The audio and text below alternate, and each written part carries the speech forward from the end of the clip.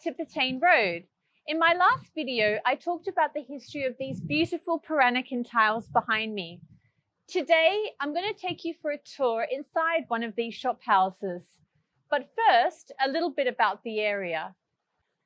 This area is home to many controversies, but perhaps the biggest is its name. Petain Road was named in 1928 after the French general Henri Philippe Petain. He led France to victory against Germany during World War I. By World War II, he had become the Prime Minister of France. However, he ended up collaborating with the Nazis. Ultimately, he was found guilty of treason and sentenced to death. As a result, locals have tried to have this road name changed for years, but to no avail. Another dark secret of this area is that it once was a thriving red light district.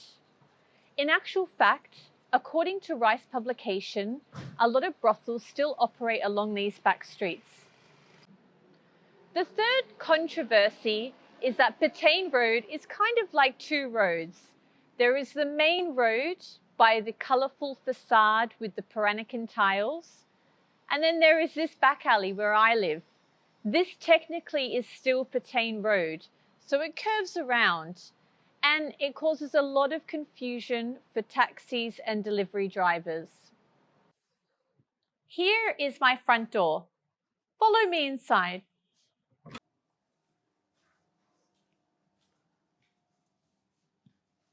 I must warn you though, living here is a lot of stairs. All the houses along the Petain Road back alley are typically 3 stories tall. This place has 2 bedrooms, 2 bathrooms, but we're here on the first floor, which is the dining room and the kitchen. Let's start by taking a look at the kitchen. Now, you need to remember that these houses were built almost 100 years ago, so the actual layout could be considered old-fashioned. This particular place was last refurbished 2 years ago. So our kitchen is a mix of old and new, I suppose you could say. We have a modern gas oven.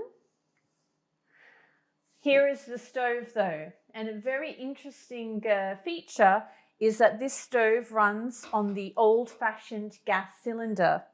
These gas cylinders need to be replaced every few months when they run out. And trust me, they always seem to run out when you're in the middle of cooking dinner.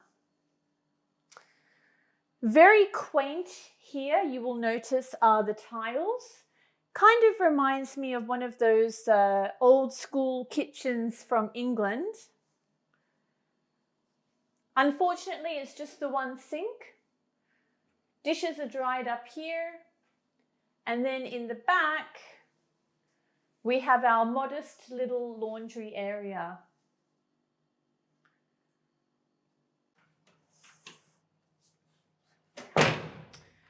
Around the corner, we have what is called the dining area. But if I'm honest, we've converted it into more of a study.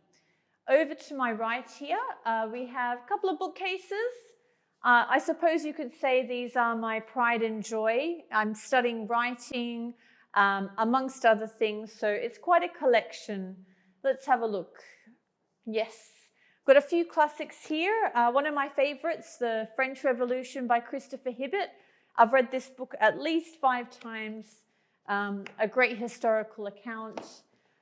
And then of course, the inspiration for this video blog, History of Peranakan Tiles, which I purchased from the Peranakan Tile store in Chinatown. Check out my blog for more details.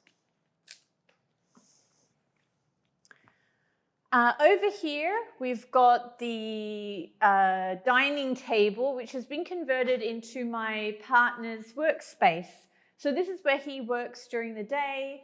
A lot of space to spread out, as you can see. Beautiful windows. Unfortunately, the original frames have been replaced with metal frames. These would have been wooden when the place was first built about 90 years ago. And they would have had shutters as well. And then, of course, we have the Relaxation and Cat's Corner. This is where I like to come to relax. After going out and shopping and walking up all those stairs, I'll sit here, which is just right under the fan of the aircon, and often my cats will play in this corner. And so there you have it. That's the end of the tour of the first floor. Join me in my next video where we will explore upstairs.